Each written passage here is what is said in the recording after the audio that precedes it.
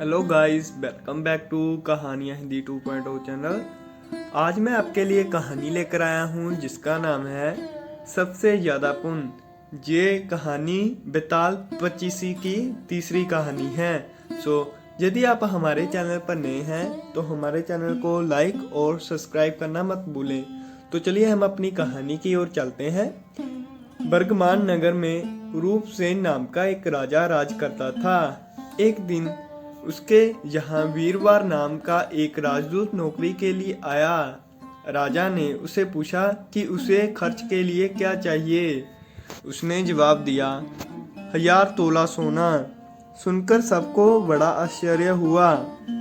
राजा ने पूछा, तुम्हारे साथ कौन कौन है?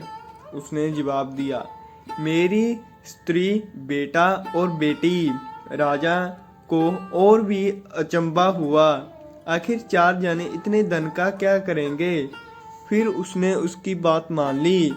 उस दिन से वीरवार रोज हर तोले 1000 तोले सोने भंडारी से लेकर अपने घर लाया जाता। उसमें से आधा ब्राह्मणों में बांट देता, बाकी को 2 हिस्सों में करके एक मेहमानों, बैगिरियों और सेनानियों को दे देता। दूसरा से भोजन बनवाकर पहले गरीबों को खिलाता, उसके बाद जो बचता उसे स्त्री बच्चों को खिलाता, आप खाता। काम जय था कि शाम होते ही ढाल तलवार लेकर राजा के पलंग की चौकीदारी करता। राजा को जब कभी रात को जरूरत होती वह हाजिर हो जाता। एक आधी रात के समय राजा को मरघट की ओर से किसी ने रोने की आवाज आई। उसने वीरवार को पुकारा तो वह आया गया। राजा ने कहा, जाओ पता लगाकर आओ कि इतनी रात गए यह कौन रो रहा है और क्यों रो रहा है। वीरवर तत्काल वहां से चला गया। मरघट में जाकर देखता है कि क्या सिर से पांव तक एक स्त्री गहनों से लदी कभी नाचती है, कभी कूदती है और कभी सिर पीट पीट कर रोती है, लेकिन उसकी आंखों में से एक भी आंसू नहीं निकलती। वीरवर ने पूछा, तुम कौन हो, क्यों रोती हो?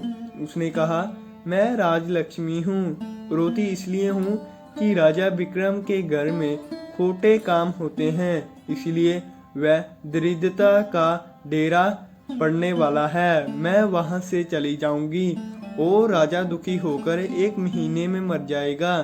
सुनकर वीरवर ने पूछा, इसने बचने का कोई उपाय है? स्त्री बोली, हाँ है। यहाँ से पूर्व में 1 योजन पर एक देवी का मंदिर है। अगर तुम उस देवी पर अपने बेटे का शीश चढ़वा दो तो विपदा टल सकती है। फिर राजा को 100 वर्ष तक बेखटे राज करेगा। वीरवर घर आया और अपनी स्त्री को जगाकर सब हाल कहा। स्त्री ने बेटे को जगाया, बेटी भी जाग पड़ी। जब बालक ने बात सुनी तो वह खुश होकर बोला, आप मेरा शीश काटकर जरूर चढ़ा देंगे। एक तो आपकी आज्ञा, दूसरी स्वामी का काम, तीसरा जय देवता पर चढ़ेगा। इससे बढ़कर क्या बात होगी, आप जल्दी करें। वीरवर ने अपनी स्त्री से कहा, अब तुम बताओ। स्त्री बोली, स्त्री का धर्म पति की सेवा करने में है। निर्दान चारों जने देवी के मंदिर में पहुंचे। वीरवर ने हाथ जोड़कर कहा, हे देवी, मैं अपने बेटे की बलि देता हूँ। मेरे राजा की 100 वर्ष की उम्र हो। इतना कहकर इसने इतने जोर से खंडा मारा कि लड़के का शीश धड़ से अलग हो गया। बाई का यह हाल देख कर बहन भी खंडे से अपना सिर अलग कर डाला। बेटा बेटी चले गए तो दुखी माँ ने भी उन्हीं का रास्ता पकड़ा और अपनी गर्दन भी कटा दी। वीरवर ने सोचा कि घर में कोई नहीं रहा तो मैं ही जीकर क्या करूँगा। उसने भी अपना सिर काट डाला।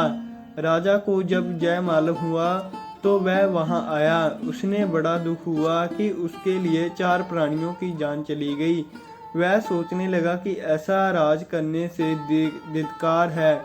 यह सोचकर उसने तलवार उठा ली और जैसे ही अपने सिर काटने को हुआ तो देवी ने प्रकट होकर उसका हाथ पकड़ लिया। बोली, राजन, मैं तेरे साहस से प्रसन्न हूँ, तू जो भी वर मांगेगा सो दूंगी। राजा ने कहा, देवी तुम प्रसन्न तो हो, इन चारों को जिंदा दो। देवी ने अमृत छिड़कर उन चारों को फिर से जिला दिया। इतना कहकर बेताल बोला, राजा बताओ सबसे ज्यादा पुण्य किसका हुआ? राजा बोला, राजा का। बेताल पूछा, क्यों? राजा ने कहा, इसलिए कि स्वामी के लिए चार का प्राण देना धर्म है, लेकिन चाकर के लिए राजा का राजपाट को छोड़ जान को तिनके के समा समझकर देने को तैयार हो जाना बहुत बड़ी बात है। यह सुन बेताल गायब हो गया और पेड़ पर जा लटका। बेचारा राजा दौड़ा दौड़ा वहां पहुंचा और उसने फिर पकड़ कर लाया तो बेताल ने चौथी कहानी कही। तो भाइयों, ये थी हमारी कहानी बेताल की 25वीं संपूर्ण कहानी।